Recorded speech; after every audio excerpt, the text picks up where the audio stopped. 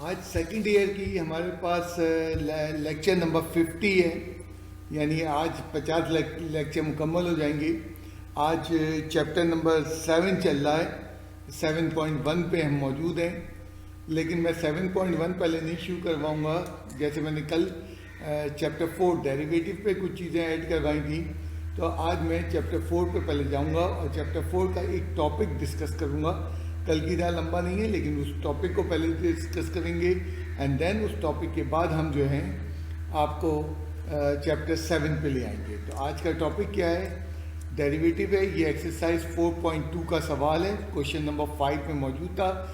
मैंने अपनी एग्जांपल उस वक्त करवाई थी जब मैं एक्सरसाइज 4.2 करवा रहा हूँ। ये जड़ पावर फंक्शन, यानी आपकी पावर जो है वो वेरिएबल में हो। बेस कोई भी हो सकता है, कांस्टेंट भी हो सकता है, या बेस जो है आपका वेरिएबल भी हो सकता है। इस वक्त मेरे जो सा फंक्शन मैंने लिया है उसमें कांस्टेंट बेस है, यानी 5 कांस्टेंट है और वेरिएबल पावर है। इसको सॉल्व करने का एक और तरीका हमारी बुक में तो नहीं दिया, लेकिन कराची में ज़्यादातर टीचर्स को यूज़ करते हैं। एक और तरीके को, वो तरीका मैं इंट्रोड्यूस करने जा रहा हूँ। लेकिन उससे पहले ज़रा तुम्हें याद दिला दूँ कि ये मैंने कैसे किया था। मतलब तुम्हें जब मैंने एक्सरसाइज 4.2 पढ़ाई थी तो मैंने कैसे किया था, बिल्कुल ठीक एक्सपोनेंशियल फंक्शन में इसको चेंज किया था। ए पे power x is equals to e of x l n of a का रेफरेंस देते हुए, एंड देन डेरिवेटिव ले लिया था। ई का डेरिवेटिव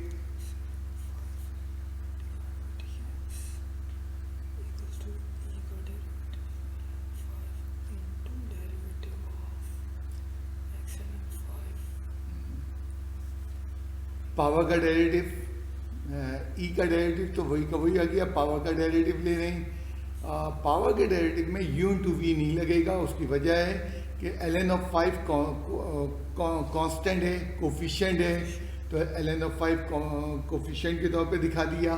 डेरिवेटिव जो है वो x का होगा, ln ऑफ 5 का नहीं होगा। ये याद दिला रहा हूँ, ये सब तुमने किया हुआ है। एक्सरसाइज 4.2 क्वेश्चन नंबर 5 में इस टाइप के सवालात किए हुए थे। बिल्कुल ठीक है। अब यहाँ पे क्योंकि डेरिवेटिव मुकम्मल हो जाता था तो हम सवाल को ओरिजिनल फॉर्म में लाते थे। y किसके बराबर है हमारे पास? e पे पावर x ln ऑफ जो है 5 किसके बराबर है? 5 पे पावर x।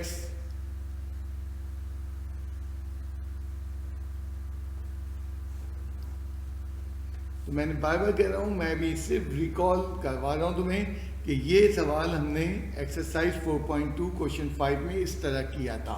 अब इसका अल्टरनेटिव मेथड जो मैंने उस वक्त नहीं पढ़ाया था, और इनफैक्ट ये अल्टरनेटिव मेथड हमारे बुक में नहीं दिया, लेकिन कराची के टीचर्स का बड़ा पसंदीदा मेथड है, तो मैं वो करवा दे रहा हूँ।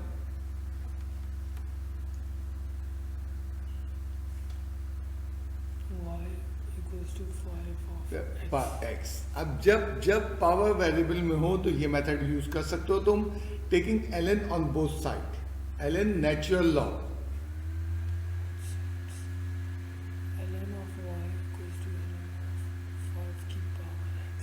ठीक है, लॉग की प्रॉपर्टी लगा रहे हैं। लॉग में क्या है, पावर जो है वो मल्टीप्लाई में आ जाती है। तो अभी मैंने कोई डेरिवेटिव नहीं किया, अभी हमने लॉग की प्रॉपर्टी लगाई, फिर डिफरेंशिएट करना शुरू कर रहे हैं। अच्छा, पहले तो लेफ्ट हैंड साइड का डेरिवेटिव लेते हैं। ln का डेरिवेटिव 1/y और dy by D x, and यहाँ पे u इंटू वी अगेन नहीं लगेगा क्योंकि ln ऑफ 5 कोफिशिएंट है, कांस्टेंट है, बाहर आ जाएगा। ln ऑफ 5 डेरिवेटिव होगा x का।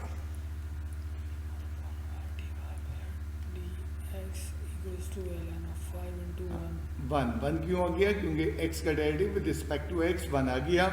क्रॉस मल्टीप्लाई y को कर देंगे। ठीक है, और यहाँ पे y की वैल्यू तुम याद करो, शुरू में क्या ली थी तुमने?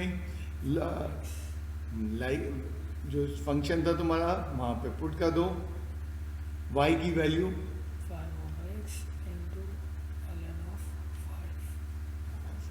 मैं ये नहीं कह रहा हूँ ये छोटा मेथड है, ये बड़ा मेथड है। मैं तो ये बता रहा हूँ कि ये एक अल्टरनेटिव मेथड है जो मैंने तुम्हारे इस वक्त जो है पहला मैंने सवाल किया था पहले मेथड से, ये तुम्हारी बुक में दिया हुआ एग्जाम्पल में। और बहरहाल कराची के अंदर टीचर्स बहुत ज़्यादा पसंद करते हैं लॉग को, क्योंकि उस वक्त मैं 2 मेथड एक साथ समझाता तो कन्फ्यूजन फैलती। तो मैंने इंतज़ार किया, काफ़ी दिन हो गए, हमने चैप्टर 5 भी ख़त्म कर लिया 4 के बाद, दैन चैप्टर नंबर 7 शुरू कर रहे हैं। तो स्लो कल भी मैं चैप्टर 4 की बातें करवाऊँगा आप लोगों को। ओके, अब इसी पे 1-2 मिसाल और भी लेके दिखा दूँ। ये सारी वही एग्जाम्पल हैं जो मैंने लेक्चर में, जिस दिन मैं यहाँ लेक्चर ले रहा था क्लास में, यही एग्जाम्पल की थी। तो जनरल पावर फंक्शन पे next question, variable base variable power, still ये जनरल पावर का फंक्शन है। अब मैं इसको न्यू मेथड से करूँगा, पुराने मेथड की रिकॉल कराने की मुझे ज़रूरत नहीं है।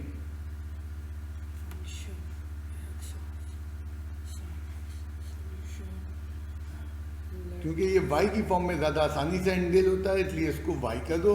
fx और y में कोई फ़र्क नहीं है। Taking log on both side, natural log ln लेना है। ln of y equals to ln of x की पावर sin x। प्रॉपर्टी लगेंगी लॉग की। पावर क्या हो जाता है, लॉग से पहले आ जाता है, तो sin x into ln of x। अब डिफ्रेंशिएट करना शुरू करते हैं।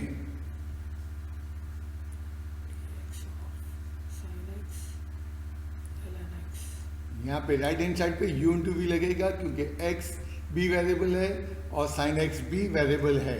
उधर ln का डेरिवेटिव 1/y। हाँ, u इंटू वी में फर्स्ट टर्म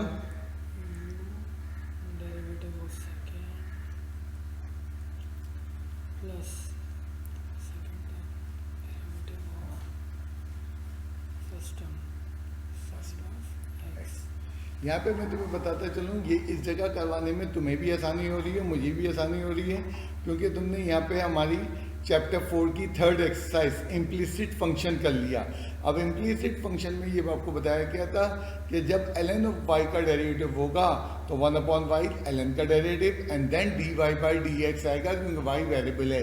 तो अब ये चीज़ हम ज़रा सा अर्ली करते, कौन सी एक्सरसाइज में, एक्सरसाइज 4.2 में, तो वो बच्चे के लिए तब मुश्किल हो जाता है, इसलिए मैंने इंतज़ार करके इसको यहाँ पे करवा रहा हूँ। अब यहाँ पे y dx डेरिवेटिव कंप्लीट करता है sin x। sin x तो ऐसे ही रहेगा, ln x का डेरिवेटिव 1/x आ जाएगा, शाबाश, plus ln of x sin x का साइन का डेरिवेटिव cos ऑफ x आ जाएगा। y क्रॉस मल्टीप्लाई कर लेंगे, डेरिवेटिव मुकम्मल हो चुका है। आंसर सिर्फ फाइनल फॉर्मेट में लाके लिखना है मुझे, sin x upon x plus cos x ln x। ठीक है। अब आखिरी स्टेप आ गया। आखिरी स्टेप में हमने y की वैल्यू सब्स्टिट्यूट कर देनी है, क्योंकि y की फॉर्म में सवाल नहीं दिया था। जैसे वहाँ उन सवालों में e पे पावर x का डेरिवेटिव एंड में लिखते थे, e पे पावर x की a पे पावर x वाली फॉर्मेट आखिर में देते थे, यहाँ पे हम y की वैल्यू पुट करते हैं। आंसर पे कोई फर्क नहीं पड़ेगा इस मेथड से। तो मैंने दूसरा सवाल मुकम्मल कर दिया है, मैं एक और सवाल भी करूँगा और उसके बाद आज के होमवर्क में भी 3 सवाल आपको दूंगा इस मेथड से।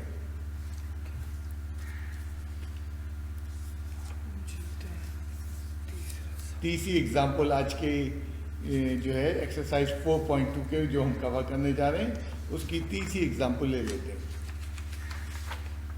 फंक्शन ज़्यादा स्ट्रॉन्ग हो गया है। यही एग्जाम्पल मैंने उस वक्त भी तुम्हें 4.2 के वक्त करवाई थी, जो इस वक्त तुम्हारे सामने आ रही हैं, लेकिन वहाँ हमारा मेथड थोड़ा सा डिफरेंट था, यह मेथड उसके मुकाबले में डिफरेंट है। ये काफ़ी बड़ा सवाल था उस वक्त भी और आज भी काफ़ी बड़ा सवाल है। कोई ये नहीं है कि अल्टरनेटिव मेथड करने से चीज़ छोटी हो जाएगी। मैं तो सिर्फ इसलिए करवा रहा हूँ कि भाई इसकी डिफ्रेंसिएशन इन फंक्शनों की इस तरह भी करी जा सकती है, जनरल पावर्स की। सबसे पहले हमने क्या किया, let y is equals to whole function. हाँ, मैंने y में पहले तो कन्वर्ट कर दिया एंड देन उसके बाद एक नया काम किया, क्योंकि 2 टर्म में ऐड सब्ट्रैक्ट होते हुए लॉग नहीं लगता, मल्टीप्लाई होते हुए लग जाता, डिवाइड होते हुए, तो हमने यहाँ पे लॉग लगाने की खातिर इसको दो हिस्सों में ब्रेक कर दिया। y1 इक्वल्स टू हाँ, इसी तरह y2 इक्वल्स टू सेकंड क्यों पार्ट। फिर रिपीट करूँ, क्योंकि लॉग जो है ऐड होते हुए, ऐड दिखाओ जो बीच में ऐड दिया हुआ है, जी। ऐड पे नहीं लग सकता था, मल्टीप्लाई होते हुए पे लग सकता था, डिवाइड होते, तो अब ऐड पे कैसे हम लॉग लगाएं, तो हमने इस सवाल को दो हिस्सों में तोड़ लिया एंड दोनों पार्ट को अलग अलग डिफ्रेंशिएट करके फिर आपस में मर्ज कर देंगे, तो ये हल इसका निकाला गया। अभी हम वर्किंग करते हैं फॉर y1 की वर्किंग, y1 बराबर x की पावर x।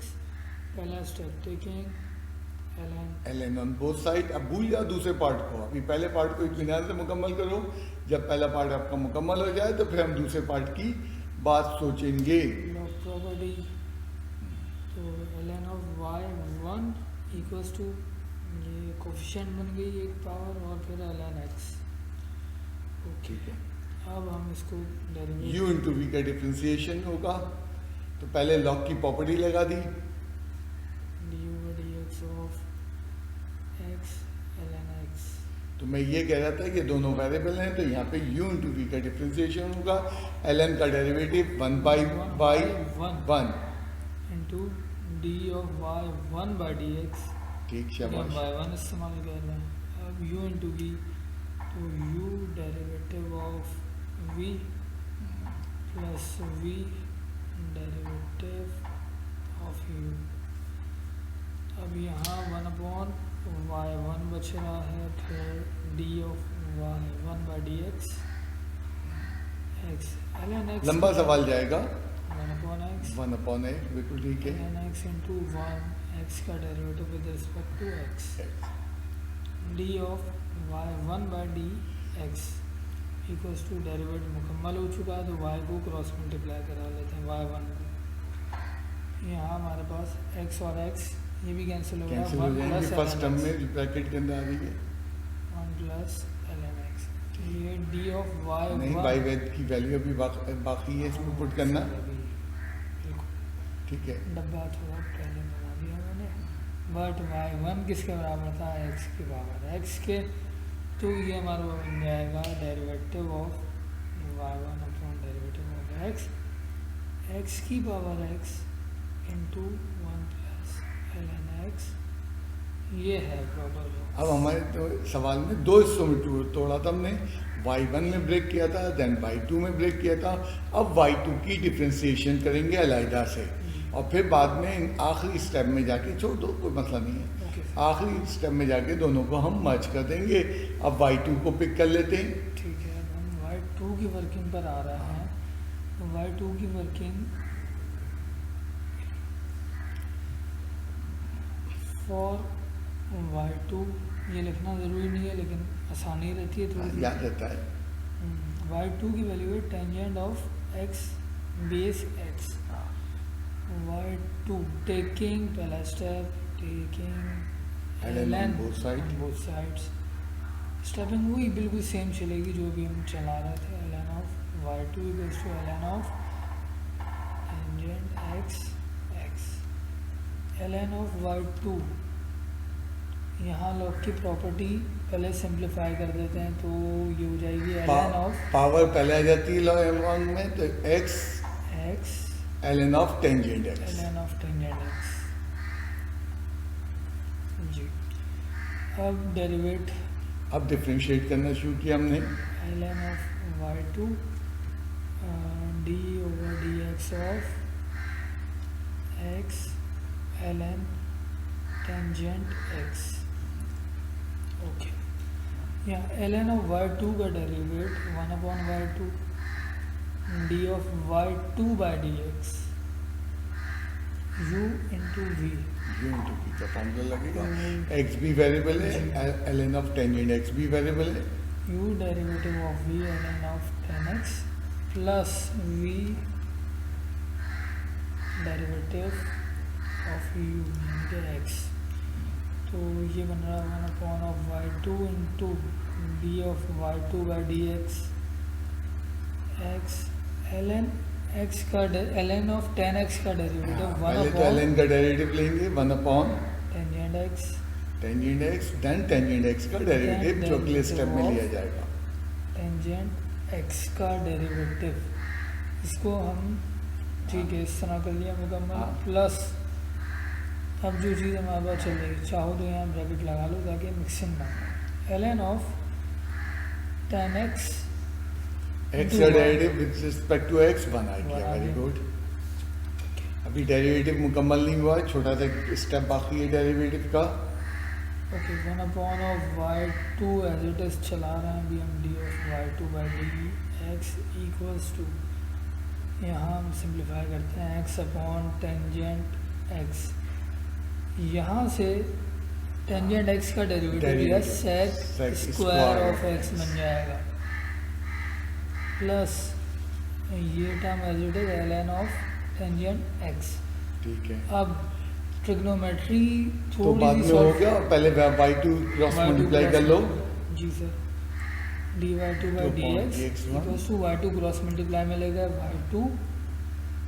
अब यहाँ अब यहाँ पे वो जो बात होगी कि जरूरी नहीं था उस ट्रिग्नोमेट्री को सॉल्व किया जाए, Okay. पहले कर सकते हो x x into into sec square लिखा है, हाँ। इसको मैं 1 अपॉन कॉस स्क्वायर एक्स लिख लेता हूँ, वेरी गुड। और 1 अपॉन टेन यानी कि कॉट होता है, कॉट को हम डायरेक्ट लिख लेते हैं cos x upon sine x. ठीक ये है, सिंप्लीफाई करना जरूरी नहीं था, बहरहाल ठीक है, अच्छा यहाँ ब्रैकेट नहीं क्योंकि y2 मल्टीप्लाई में लगा मल्टीप्लाई में आ रहा है। ln ऑफ टेंजेंट x, अब ब्रैकेट के y2 क्रॉस मल्टीप्लाई और ये टर्म पूरी, एक कॉस से एक कॉस कैंसिल होगा तो simplified form d of y2 की क्या बन जाएगी y2 हमारे की पास, वैल्यू भी पुट कर दो हम इसको जमा कर लेते हैं जी। y2 की वैल्यू थी हमारे पास, ताकि एक ही स्टेप में 2 स्टेप ले लें हम। जी sir, tangent x of x, यहाँ x एक कॉस कैंसिल हुआ अपॉन एक कॉस बच गया यहाँ और साइन x बच गया, ठीक है, plus ln of tangent x, ठीक, वेरी गुड। ये वैल्यू वो आ गई जिसको हमने dy2 upon by D dx x कहा है। अब देखो दो मरहलों में सवाल को हमने ब्रेक कर लिया था, एक को हमने y1 का था, एक को ये सवाल वैसे भी जब तुमने ओरिजिनल किया था एक्सरसाइज में जब भी लंबा था और वहाँ पे एक ही स्टेप में हो रहा था, यानी कि डेरिवेटिव 200 में नहीं टूटा था या 200 में टूट गया है। अब क्या करना है, आखिरी स्टेप पे हमें जाना है। आखिरी स्टेप याद करो, ऊपर क्या था, y is equals to this value y1 plus plus this, y2। And पहली वैल्यू को तुमने y1 कहा हुआ है और दूसरी वैल्यू को तुमने y2 कहा है, तो therefore y is equals to y1 plus y2। अब करते हैं इनको ऐड, तो जो हमारी मास्टर इक्वेशन बनी इसके अंदर अब हम वैल्यू सब्स्टिट्यूट करते हैं, y equals to y1 plus y2, क्योंकि y1 एक फर्स्ट पार्ट को कहा था। अब इसका derivative with respect to x, d of y1 with respect to derivative with respect to x plus d of y2। ठीक है, ये दोनों डेरिवेटिव्स की पहले से हमारे पास आ चुके हैं, ऊपर तुम्हें दिख रहे हैं, ठीक, जैसे इनकी वैल्यू सब्स्टिट्यूट कर दो। dy by D X equals to, पहले इसकी वैल्यू हम रख लेते हैं x की power x into 1 plus ln x plus plus ये वाली value tangent of x x upon cos x sine x plus ln tangent x। Plus sorry plus derivative मुकम्मल हो गया। तो सब पूरा सवाल अगर दिखाने की कोशिश करेंगे थोड़ा सा करते हुए भी खास तौर पे, कोशिश करते हाँ हैं। बिल्कुल लंबा सवाल हो गया है, बस। तो अब तुमने देखा क्या, देखा ये है कि जब इस तरह का सवाल हो, बीच में प्लस आ रहा हो और लॉग लेने हैं, तो दोनों लॉगों को अलग अलग लिया जाता है, क्योंकि लॉग ऐड होती हुई चीज़ों पे नहीं लग सकता। लॉग मल्टीप्लाई हो रहा हो तो ऐड हो जाता है, लॉग डिवाइड हो रही लॉग में चीज़ें तो वो मल्टीप्लाई हो जाती हैं, लेकिन जो ऐड हो रहा है उस पर लॉग नहीं लग सकता। तो ये मैंने एक्सरसाइज जो है 4.2 के क्वेश्चन 5 के सवाल करवाए। आज मैंने हमारे होमवर्क में भी इस टॉपिक को दिया है, तो ये अल्टरनेटिव मेथड मैंने वहाँ पे नहीं करवाया था, अब प्रॉपर जगह पे जब हम ये अलग से मैंने यहाँ आज समझा दिया है। नाउ नेक्स्ट हमारे पास आज 7th चैप्टर में हम आगे बढ़ेंगे। 7 चैप्टर में मेरे पास होमवर्क में कोई प्रॉब्लम नहीं है। एंड तुम में से किसी ने भी जो है इक्वेशन साइमल्टेनियस सॉल्विंग पे कोई क्वेश्चन रेज नहीं किया है। बेटा साइमल्टेनियस इक्वेशन सॉल्व करना ज़रा मुश्किल काम है। एंड प्लीज़ अगर तुमने नहीं किया दोबारा कर लो, क्योंकि साइमल्टेनियस चैप्टर 7 में बहुत तंग करती है और 3 वेरिएबल की साइमल्टेनियस होती है। तो आज सर्किल में आज मेरे पास होमवर्क पे कोई डिस्कशन नहीं है, तो मैंने नया सवाल शुरू कर दिया। ये एक इक्वेशन दी गई है, इस इक्वेशन को कह रहे हैं साबित करो कि ये सर्किल है। अगर ये इक्वेशन सर्किल है तो इससे सर्किल का सेंटर एंड रेडियस निकलना चाहिए। तो तुम्हारे सामने हम वही काम कर रहे हैं कि एक इक्वेशन हमें गिवन है और सर्किल का सेंटर और रेडियस निकालने जा रहे हैं।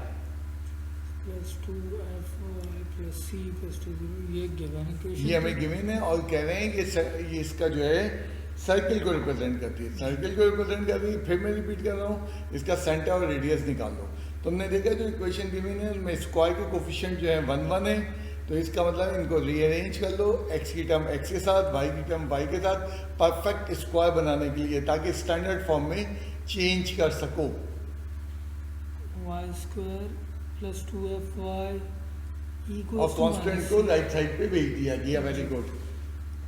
अब अगला स्टेप हमें याद पड़ रहा है कि add this square and this square on both side. X का जो है हमने ऐड करना, वाई का एक्स का क्या ऐड करना है, एक्स के मिडिल टर्म का कोफिशिएंट ऐड करना है। अब मिडिल टर्म हमारे पास क्या थी 2g, मैंने एक्स तो छोड़ दो, 2g मिडिल टर्म, उसको 2 से डिवाइड करो रफ में, 2 से डिवाइड कर लिया, g आ गया, जवाब क्या आ गया, g आ गया और g का स्क्वायर ऐड कर दिया ऑन बोथ साइड। इसी तरह दूसरी मिडिल टर्म क्या हमारे पास 2f, y तो मैं बोल ही नहीं रहा हूँ, तो डिवाइडेड बाई 2, उसको भी 2 से डिवाइड करेंगे, तो f बचा, f का स्क्वायर।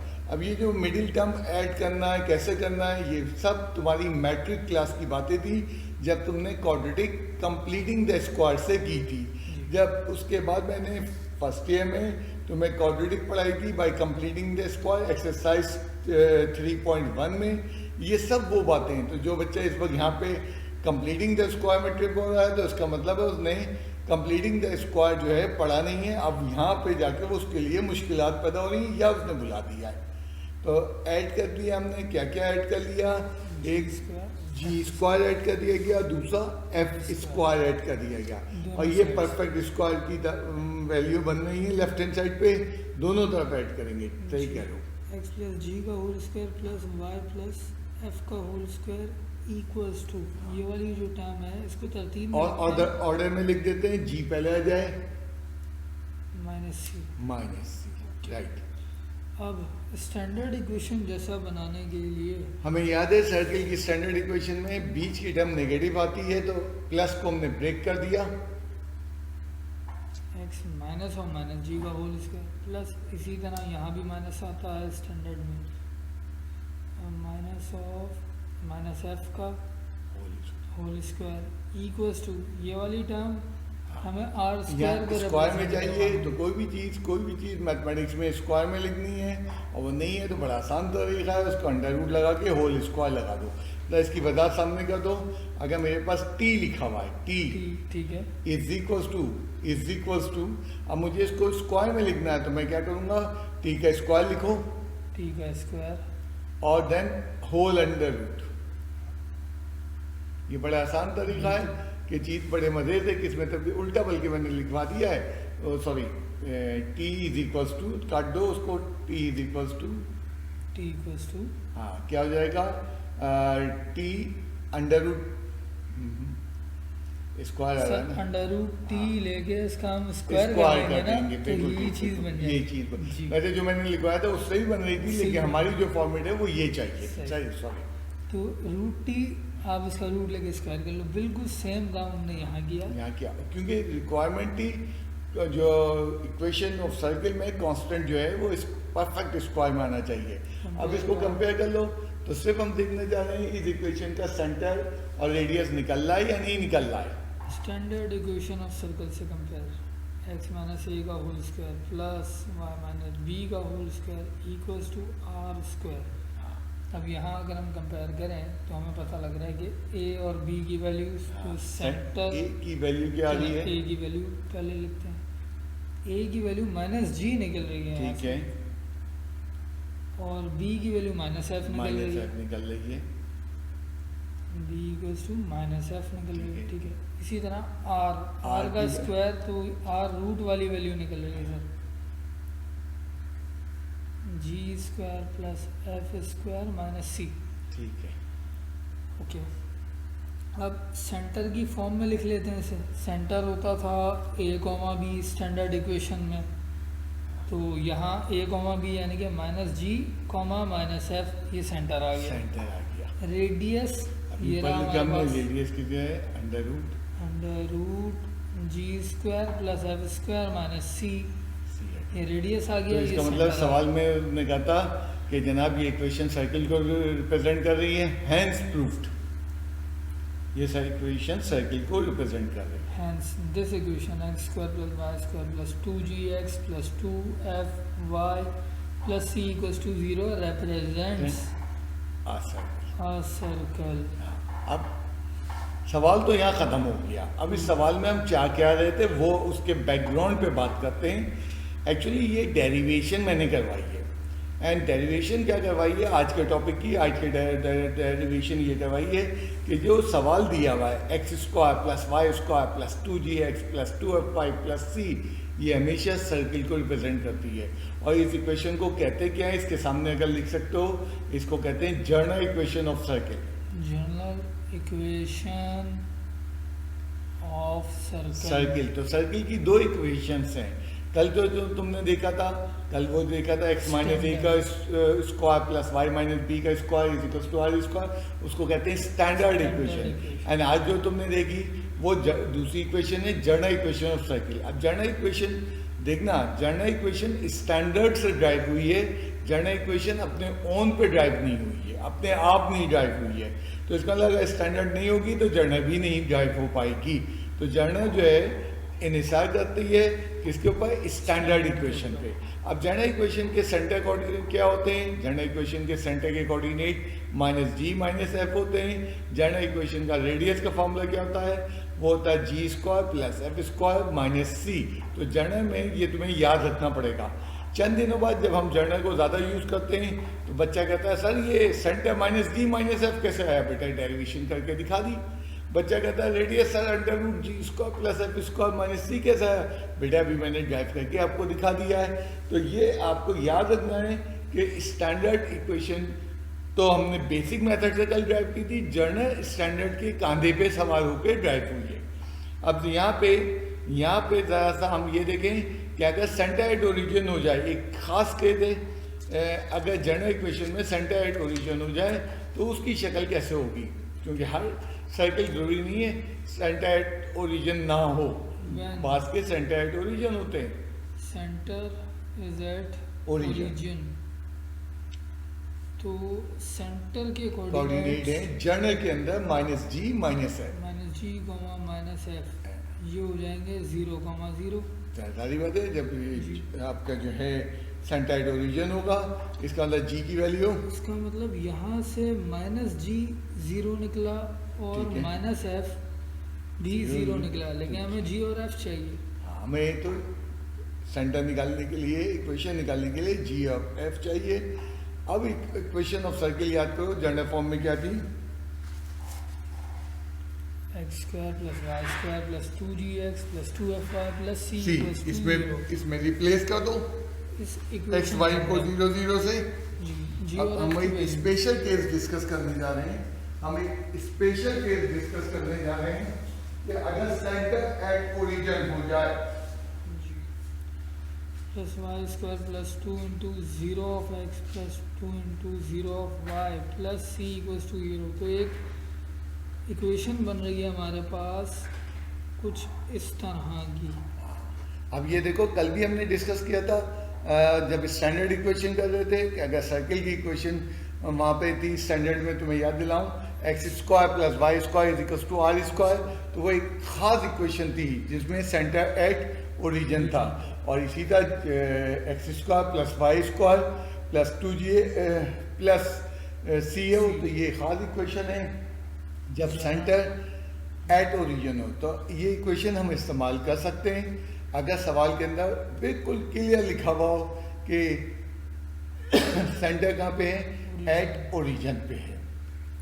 ये इक्वेशनें तुम्हें याद रखना होंगी, वो कल वाली भी और ये वाली भी, क्योंकि एमसीक्यूज में आ सकती है। अब जो जो चीज़ मैंने ये जो अभी डेरिवेशन करवाई है ये मेरे हैंडआउट में दी हुई है। जो लोग हैंडआउट अभी है ताज़ा वाला लास्ट वाला हैंडआउट ले जा चुके हैं वो उनको ये सारी चीज़ें मिल गई हैं। कुछ बच्चे टेस्ट नहीं जमा कराने आए कॉपी, उनको ये हैंडआउट नहीं मिले। अगर उन्हें ये हैंडआउट चाहिए तो किसी भी वर्किंग डे में दोपहर 2 से 2 बजे आके वो अपने ले जाएं। ये मैंने नहीं कहा 2 से 5 तक, मैंने वर्किंग डे में कहा 2 बजे आके अपना हैंडआउट ले जाएं, क्योंकि इस हैंडआउट के अंदर जो भी मैं आजकल काम करवा रहा हूँ वो सारे एडवांस में स्मार्ट डेरिवेशन मौजूद है। ना नेक्स्ट अब इस्तेमाल करते हैं। अब आज हमारा काम क्या है, आज हमारा काम ये है कि हम कल जो हमने क्लास वर्क होमवर्क किया था दोबारा रिपीट करेंगे। दोबारा, हाँ बिल्कुल, जनरल इक्वेशन से। यानी हम ये साबित करना चाह रहे हैं कि स्टैंडर्ड यूज़ करो या जनरल यूज़ करो, कोई फर्क नहीं पड़ता, आंसर वही का वही रहता है। जो कुछ कल मैंने तुम्हें करवाया था, कल जो है समझाने के लिए मिसालें नहीं थी, एज इट इज़ आज का पूरा लेक्चर रिपीट करूँगा और पूरा लेक्चर जनरल से करूँगा। वही एग्जाम्पल्स लूँगा, वही क्लास वर्क करवाऊँगा, वही होमवर्क करवाऊँगा। यहाँ पे इक्वेशन ऑफ सर्किल पूछ रहा है, सेंटर दिया हुआ उसका और रेडियस दिया हुआ है। सेंटर को इसको कैसे हम जनरल से करेंगे ये दिखा रहे हैं। एक ने कहा इसका मतलब जनरल आसान है कि कंक्लूजन नेक्स्ट क्लास के अंदर लेंगे। आज हम इस पोजीशन में नहीं है कि कंक्लूजन पे जा सकें। r = 8 यूनिट्स, ये रेडियस था, रेडियस दिया हुआ था और सेंटर के कोऑर्डिनेट जी और एफ से रिप्रेजेंट करते हैं। तो जी की वैल्यू क्या आई, एफ की वैल्यू क्या आई, यहाँ से -g और एफ सीसा को एफ सीसा से कंपेयर कर लिया, जी की वैल्यू 4 आ गई। 4 आ गई। वाई ऑर्डिनेट को ऑर्डिनेट से कंपेयर कर लिया, -f3 था तो f = -3 आ गई।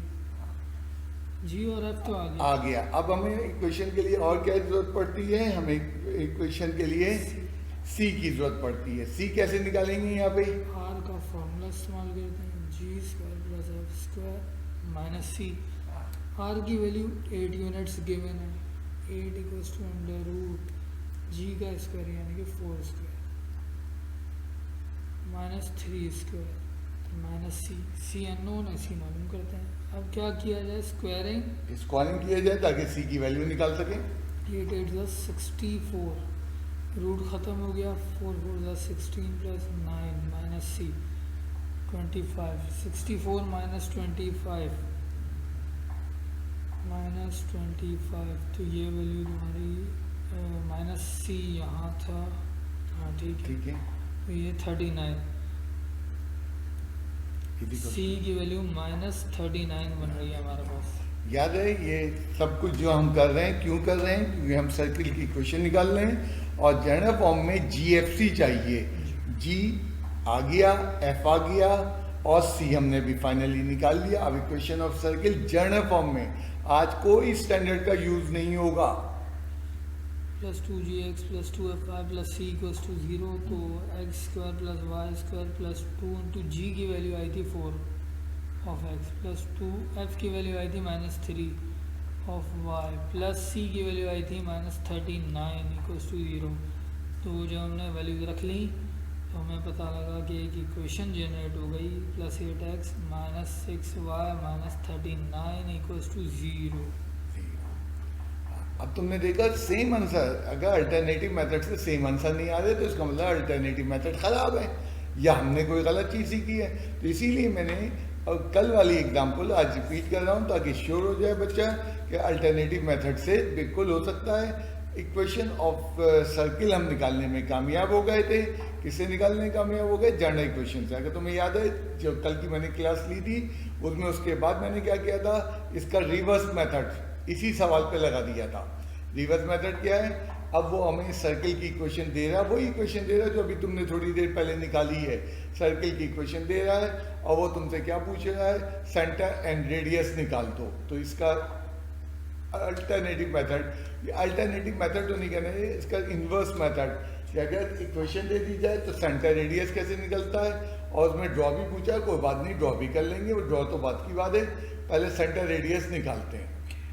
अब इन्होंने इक्वेशन यहाँ गिवन दे दी है, मैं यानी अब उल्टा काम कर रहे हैं कि अगर सर्कल की इक्वेशन दे दें तो सर्कल का सेंटर रेडियस कैसे निकलेगा। सबसे पहले तो इक्वेशन को कॉपी कर लो, x square plus Y square plus 2g x, एक मिनट सॉरी, काट दो इसको, मतलब x square plus Y square plus 8x minus 6y minus 39 equals to 0। Right. Centre अब और रेडियस इसको कंपेयर कर लो by the standard equation, compare by general equation, general equation, sorry standard तो नहीं आया। जनरल इक्वेशन ऑफ सर्कल तो ये होती है x square plus Y square plus 2gx plus 2fy plus c equals to 0। इससे कंपेयर कर तो अब हम जब कंपेयर कर रहे हैं तो हमें पता लग रहा है कि 2g बराबर है 8 के, ठीक है। इसी तरह 2f, यानी ये लीनियर टर्म का कोफिशिएंट लीनियर टर्म से कंपेयर किया, जी y के लीनियर टर्म का कोफिशिएंट y के लीनियर टर्म से हमने कंपेयर किया, c और कांस्टेंट को कांस्टेंट से माइनस 39 आ रहा है। तो अब हम इन्हें सॉल्व कर लेते हैं। g इक्वल्स टू 8/2 यानी कि 4, f equals to minus 6/2 minus 3। अच्छा, आपको कांस्टेंट c की वैल्यू वही है, c की वैल्यू है। अब हमने क्या किया, जनरल इक्वेशन से कंपेयर करके GFC निकाल लिए। अब जो है मुझे सेंटर और रेडियस जो है वो GFC पे निसार करते हैं। वो फॉर्मूले आज जो ताज़ा आए हैं वो याद रखने हैं तुम्हें। सेंटर माइनस जी माइनस एफ से होता है और जी की वैल्यू क्या है, 4 है, लेकिन माइनस जी फॉर्मूले का माइनस है तो साइन रिवर्स हो जाएगा, जी, और माइनस एफ तो माइनस और माइनस 3 यानी कि प्लस 3, ये साइनें चेंज हो जाएंगी, ठीक है। और रेडियस का फॉर्मूला क्या है, r equals to under root g square plus f square minus c. Minus c. तो अब हम इसमें वैल्यू रख लेते हैं। यहाँ g की वैल्यू रखनी है, हाँ। यहाँ सेंटर वाली वैल्यू नहीं रखते हैं। माइनस जी नहीं 4 लिखते था, नहीं। 4 का स्क्वायर प्लस f था माइनस 3, माइनस 3 का स्क्वायर माइनस c की वैल्यू माइनस 39 है। तो r equals to under root 16 plus 9 plus 39, इन सबको हम सम कर लेते हैं। अंडर रूट 64, r की वैल्यू प्लस माइनस नहीं लगाना क्योंकि रेडियस जो है मॉडुलस वैल्यू है, माइनस में नहीं आता। तो अब क्या किया हमने, देखो वही चीज़ जो है, अगर तुम लेफ्ट साइड पे देखो वही सेंटर रेडियस दे के इक्वेशन निकाली थी, तो राइट साइड पे तुमने क्या किया, उसका काम रिवर्स किया और दोनों सेम के सेम आ गए। हाँ, एक चीज़ बाकी है, वो चीज़ क्या बाकी है कि हमें क्या करना है, ड्रॉ भी करना है। ड्रॉ करने के लिए वही तरीका है, पहले एक्स वाई प्लेन खींच लो पेपर के ऊपर और इक्वल इंटरवल पे ये जो छोटे छोटे खाने हैं ये जितने इक्वल होंगे वितना तुम्हारा रिजल्ट अच्छा आएगा। एंड सेंटर लोकेट कर लो, सेंटर जो है वो -4,3 -4,3 कौन से क्वाड्रेंट के अंदर आ रहा है, सेकंड क्वाड्रेंट के अंदर। x -4 है, y की वैल्यू -3 है, ये सेंटर, और सेंटर को अच्छी तरह से मार्क कर लो ताकि वो खो ना जाए थोड़ी देर में। देन उसके बाद रेडियस मेजर करना पड़ेगा हमें। रेडियस में कितना का हुआ, 8 यूनिट। तो 8 यूनिट है, 8 सेंटीमीटर नहीं है जो स्केल लेके तुम दौड़ पड़े। 8 यूनिट के लिए ओरिजिन से कितने यूनिट मेजर करेंगे, 8 यूनिट। 1 2 3 4 5 6 7 8, ये यानी कि ओरिजिन से ये डिस्टेंस यहाँ तक जो है 8 यूनिट के बराबर है। यूनिट्स है, बार बार कह रहा हूँ, मिलीमीटर या सेंटीमीटर वाला नहीं है यूनिट्स जो मैं डायरेक्ट कर लूँ। और कितना खोल दिया गया, 8 यूनिट जो है हमने रेडियस ओपन कर लिया। ओरिजिन सेंटर एट ओरिजिन नहीं है। अब कंपास की नीडल कहाँ रखोगे, वो जो सेंटर तुम्हें दिया गया, हाँ एट ओरिजिन होता तो ओरिजिन पे रख लेते, लेकिन इस मौजूदा सवाल में हमारा सेंटर नॉट एट ओरिजिन है। हमने यहाँ रख के और जो है लाइन ड्रॉ, वो सर्किल ड्रॉ कर देना है कंपास की मदद से। कंपास की मदद से स्लो स्लो ड्रॉ करो, क्योंकि अमूमन मुझसे जो है ये स्लिप हो जाता है। मुझसे तो कई दफ़ा कंपास स्लिप हो जाता था, अभी तक तो ज़ुहैर ने बिल्कुल सही सही ड्रॉ कर दिया है। ये तो हमारा ये सर्कल सर्किल आ गया, तुम्हें शायद लाइट नज़र आ रहा होगा क्योंकि पेंसिल वर्क है। बहरहाल जो है ये सर्किल ड्रॉ हो गया। तो कल भी हमने इसी तरह का सर्किल ड्रॉ किया था तकरीबन सेम फैशन में। अब इसके बाद एक बुक का सवाल मैं लेकर कल किया था मैंने, आज भी मैं बुक का सवाल करना चाहूँगा। ये बुक का सवाल क्वेश्चन नंबर 4 का 5th पार्ट है। इसको सिलेक्ट करने की कल वजह ये थी कि जनाब इसमें coefficients of X square Y square मौजूद हैं। प्रीवियस क्वेश्चन के अंदर एक्स स्क्वायर वाई स्क्वायर के कोफिशिएंट 1 थे। अब एक्स स्क्वायर वाई स्क्वायर के कोफिशिएंट 1 ना हो तो फिर कौन सा मेथड करना चाहिए, सॉरी उसको कैसे करना चाहिए, बिल्कुल वैसे ही है। देखो प्रीवियस सवाल के अंदर एक्स स्क्वायर वाई स्क्वायर के कोफिशिएंट 1 थे, यहाँ पे एक्स स्क्वायर वाई स्क्वायर के कोफिशिएंट 1 नहीं है, तो पहले सबसे पहले 1 करेंगे। कल भी मैंने इस बात का जवाब दिया था कि जनाब बच्चे ने कहा जी एक्स स्क्वायर वाई स्क्वायर के कोफिशिएंट सेम ना हो, नामुमकिन। अगर सर्किल है तो एक्स स्क्वायर वाई स्क्वायर के कोफिशिएंट सेम होंगे। अगर वो सर्किल नहीं है यानी पैराबोला है, एलिप्स है, हाइपरबोला है, ये अगले चैप्टर के टॉपिक हैं, तो उनके कोफिशिएंट सेम नहीं होते एक्स स्क्वायर वाई स्क्वायर के। तो यहाँ एक्स स्क्वायर वाई स्क्वायर के कोफिशिएंट सेम है, इनको 1 करने के लिए पूरी इक्वेशन को 3 से डिवाइड कर देंगे कि ताकि एक्स स्क्वायर वाई स्क्वायर के कोफिशिएंट सेम हो जाए। 3 से डिवाइड कर दिया एक्स, भले वो फ्रैक्शन में आ जाए, कौन फ्रैक्शन में आ जाए, एक्स के और वाई के कोफिशिएंट, स्क्वायर के कोफिशिएंट जो है वो सेम आ जाएंगे 1 1 -7/3 कांस्टेंट अभी यही है। सेम होंगे तो उनको डिवाइड करके 1 1 ला सकते हैं, यहाँ ले आए।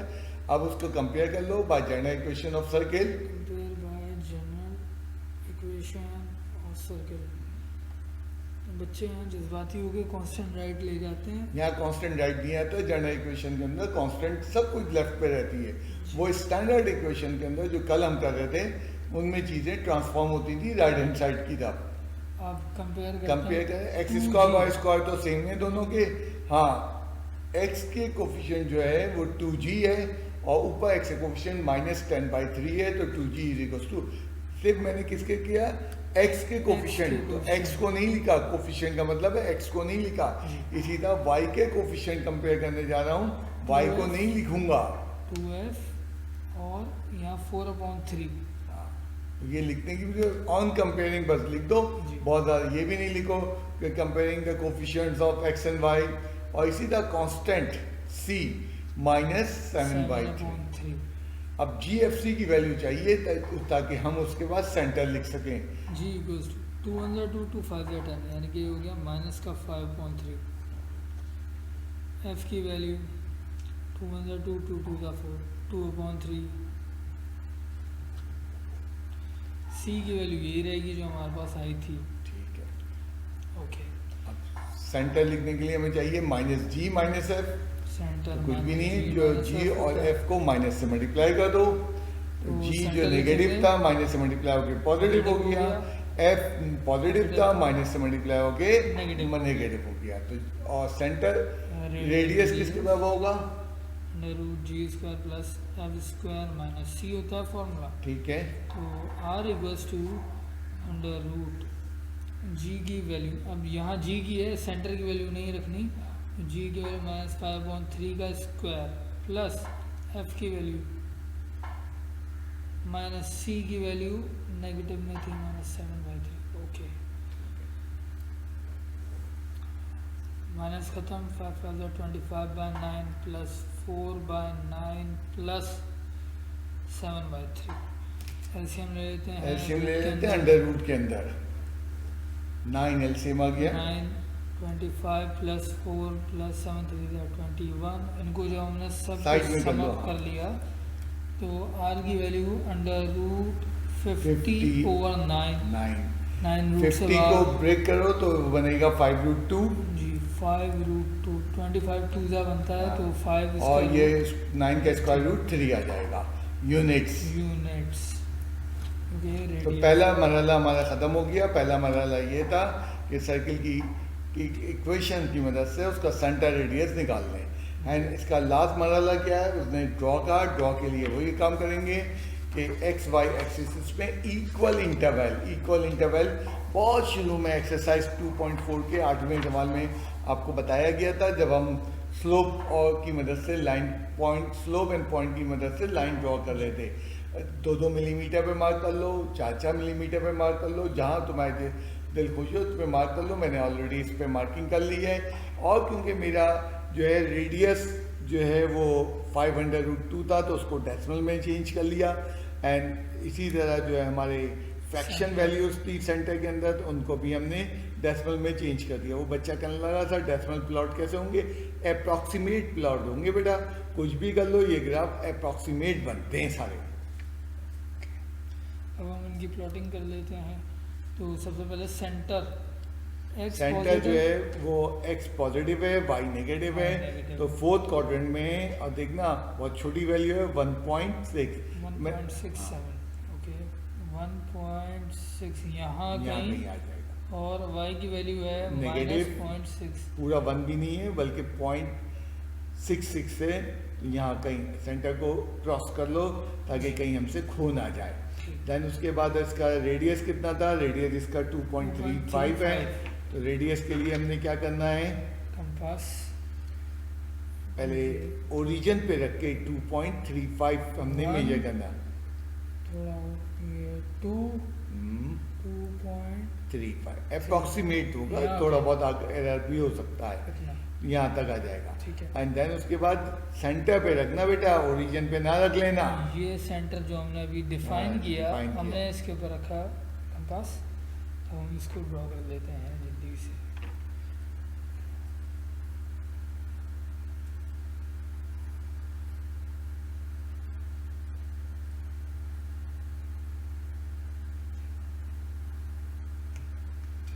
तो यहाँ पे हम जो है इक्वेशन ऑफ सर्किल भी बनाने में कामयाब हो गए और साथ साथ जो है उसको इक्वेशन ऑफ सर्किल से सेंटर और रेडियस भी निकालने में कामयाब हो गए और उसको ड्रॉ करने में भी कामयाब हो गए। अब कल जो हमने लास्ट क्लास ली थी उसका आखिरी सवाल तुम्हें याद है हमने क्या किया था? बिल्कुल ठीक कह रहे हो। क्वेश्चन नंबर 5 के पार्ट किए थे, जिसमें क्या था हमारे पास? जिसमें हमारे पास जो है वो उन्होंने क्या दिया हुआ था? आपके 3 पॉइंट ऑन द सर्कमफ्रेंस दिए थे और तुमने 3 इक्वेशन बना के सॉल्व की थी। अब ज़रा उसी सवाल को हम ज़रा जर्नल से कर लें तो आज की क्लास एंड हो जाएगी। तो मैंने कुछ भी नहीं किया, सेम क्लास को रिपीट किया है जो प्रीवियस डे हमने की थी, बट अब की जो रिपीट किया तो उसको जर्नल इक्वेशन से करने की कोशिश की गई है।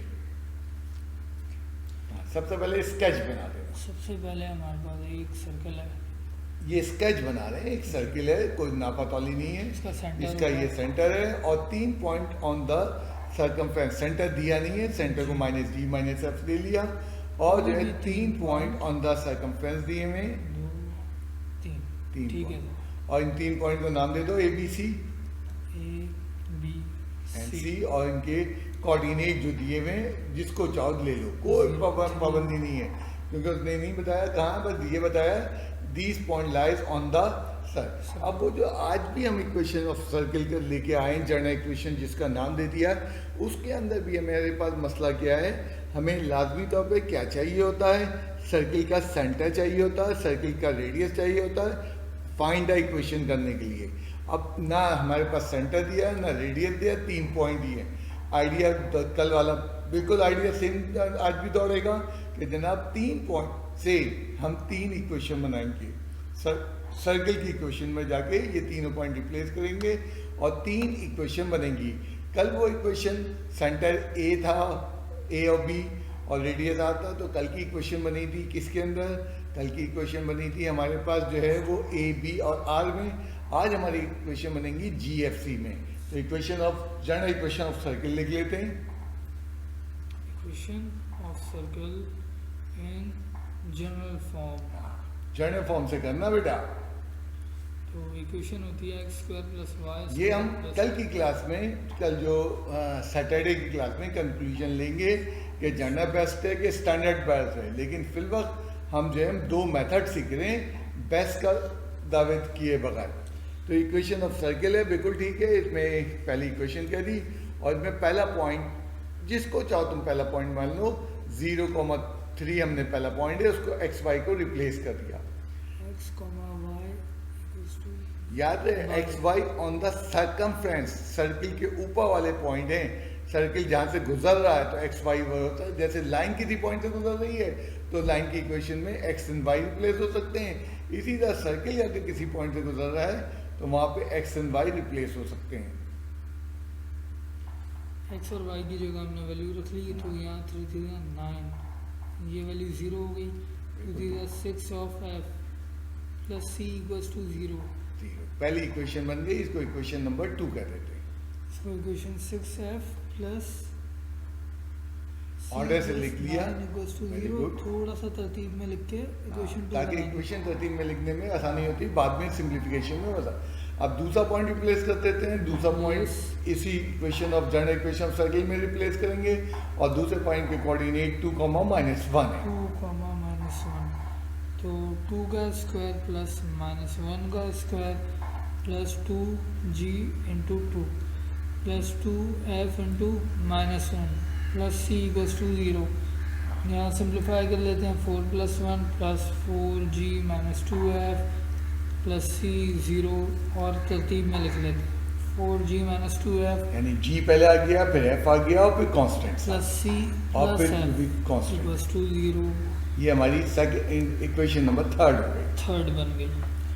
अच्छा जनाब, अब लास्ट पॉइंट रह गया 1, 0। Replace Replace xy by 1, 0 in equation number 1. By 1, 0 in equation 1। तो ये हमारी इक्वेशन रिप्लेस हो जाएगी 1 square plus 0 square plus 2g into 1 plus 2f into 0 plus c equals to 0। तो ये बहुत सिंप्लीफाइड बन गई 2g प्लस c प्लस 1 का स्क्वायर 1 इक्वल्स टू 0। 3 इक्वेशन आ गई। अब देखो कल जो 3 इक्वेशन आई थी उनके मुकाबले में आज की इक्वेशन को याद करो। कल तीनों इक्वेशन में जो है r² भी था, a² भी था, b² भी था। आज की इक्वेशन निस्बतन पावर से कम हो गई, यानी लीनियर फॉर्म में बन गई।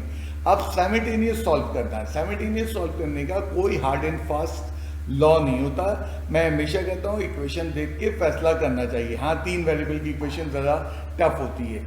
अगर तुम तीनों इक्वेशंस का जायजा लो तो मुझे तीनों इक्वेशन में जो चीज़ कॉमन नज़र आ रही है, सी कॉमन नज़र आ रहा है।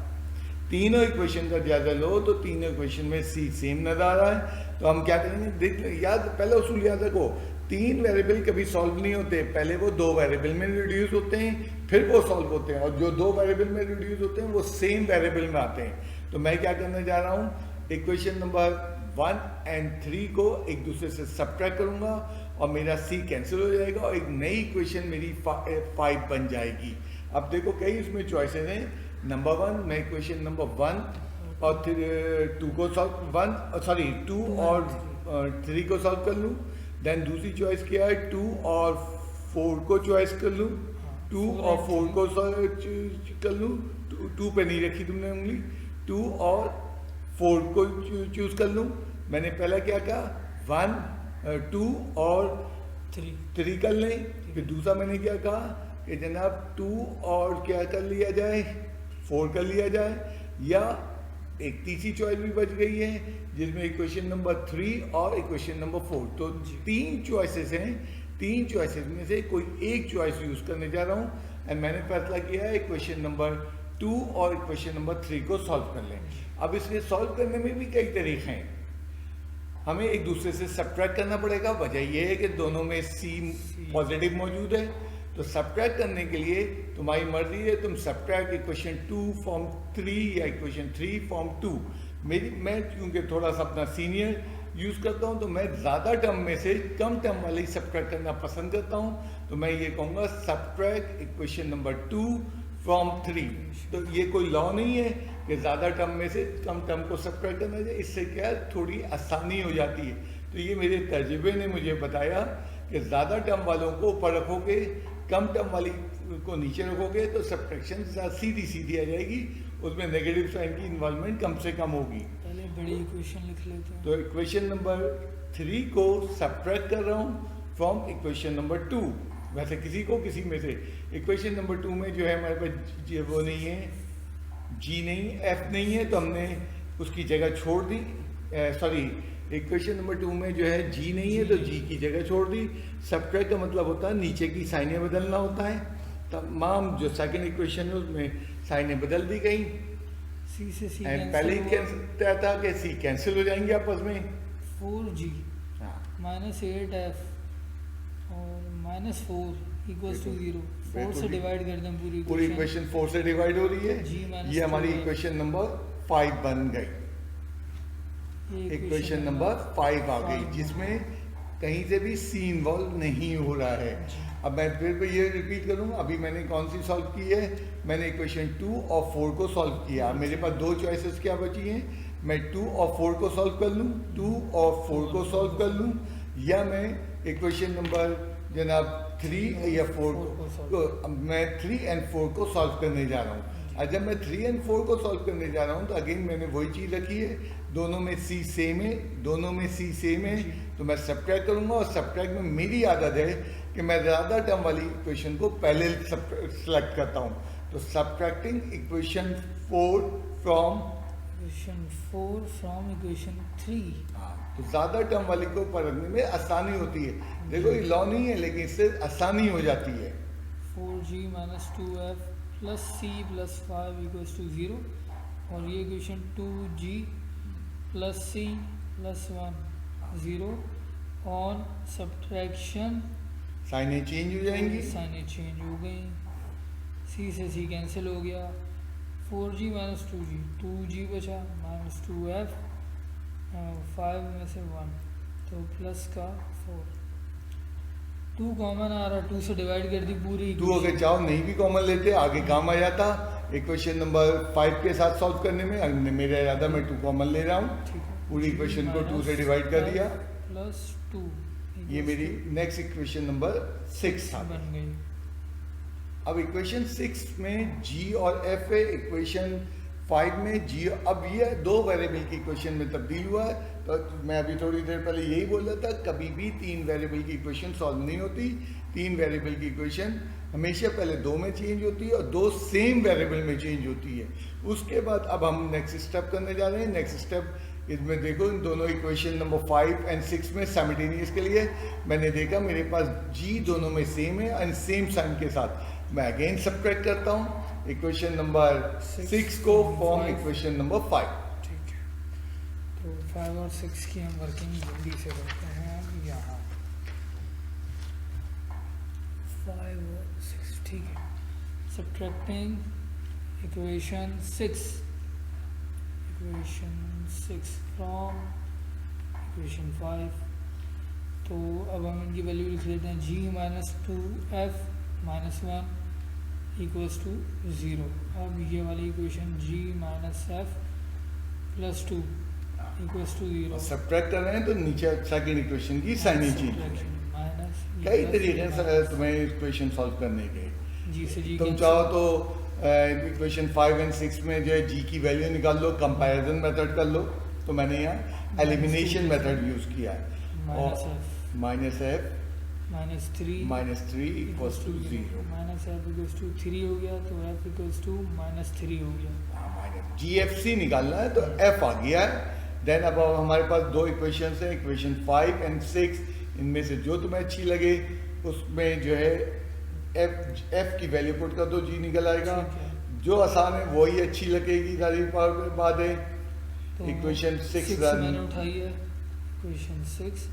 इक्वेशन 6 के अंदर f की वैल्यू रख लेते हैं g minus 3 plus 2 equals to 0। बिल्कुल ठीक है। तो ये बन गया g plus 3 plus 2 g plus 5, वहाँ जाके g equals to minus 5 negative हो जाएगा, g आ गया, f आ गया। f आ गया। अब अभी क्वेश्चन ऑफ सर्किल निकालने के लिए मुझे c भी चाहिए। अब c के लिए तुम चल के देखो, इब्तिदाई इनमें तो नहीं है। हाँ। इन दोनों में c नहीं है, लेकिन इब्तिदाई 3 इक्वेशन यानी इक्वेशन नंबर 2, 3 और 4 में तीनों में c मौजूद है। किसी भी यूज़ कर लो क्योंकि g भी मालूम है, f भी मालूम है। किसी भी इक्वेशन को तुम यूज़ करोगे तो क्या निकल आएगा, c। कौन सी इक्वेशन, 2, इक्वेशन 3 और इक्वेशन 4। तो मुझे ज़्यादा आसान लग रहा है इक्वेशन 4। ठीक। g पुट करूँगा तो c निकल आएगा। इक्वेशन 4 लिख लेते हैं पहले, 2g प्लस सी प्लस वन इक्वेशन कॉपी कर लिया करो ताकि तुम्हें याद रहे, और इक्वेशन नंबर लिख दो कि तुम करने क्या जा रहे हो। अब तुम जो है हमें जी की वैल्यू पुट करने जा रहे हो इक्वेशन नंबर 4 के अंदर। 4 के अंदर -5 plus C plus one equals to 0, तो ये बन गया -10 प्लस 1 इक्वल्स टू -c, तो -9 माइनस सी, यानी कि c इक्वल्स टू 9। अब आपने ये देखा कि काफ़ी लंबा सवाल किया है, काफ़ी लंबा सवाल किया है। अब आखिरी स्टेप रह गया है। आखिरी स्टेप में क्या करना है, हमें जी एफ सी की वैल्यू जनरल इक्वेशन में पुट कर देनी है। Now put G F C and equation 1 जो हमने बिल्कुल स्टार्टिंग में बनाई थी, ये जनरल इक्वेशन ऑफ सर्किल। बिल्कुल।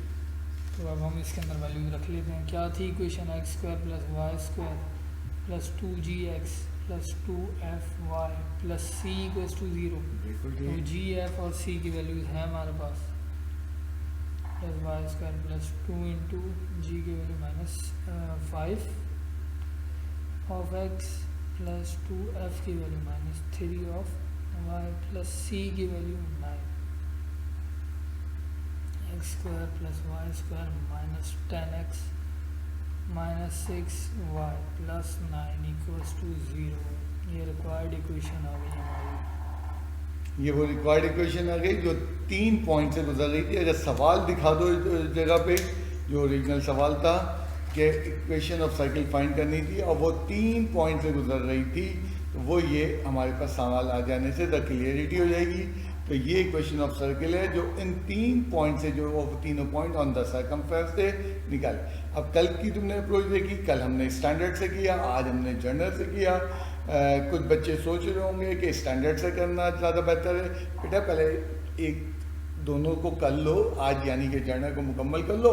इंशाल्लाह ताला कल की क्लास में 24 घंटे के अंदर अंदर हम कंक्लूजन की तरफ तुम्हें ले आएंगे कि कौन सा बेहतर है, कौन सा बेहतर नहीं है। थोड़ा सा मैं फिर में एक मसले की तरफ, बच्चों ने क्या करना शुरू किया है, अपने जो स्क्रीन नेम उल्टे सीधे भेजना शुरू कर दिए हैं। मैं उनको ज्वाइन नहीं करवा रहा हूँ, तो प्लीज़ इंस्ट्रक्शन मैंने जो आपको देता हूँ जूम के लिए, वो इंस्ट्रक्शन को आप फॉलो करें। और जो है वक्त पे एक और दूसरा ऐप आ गया है कि 10 मिनट बाद, क्लास के 15 मिनट बाद आके ज्वाइन कर रहे हैं। प्लीज़ वक्त पे ज्वाइन करें, क्योंकि मुझे ज़्यादा परेशानी हो रही है।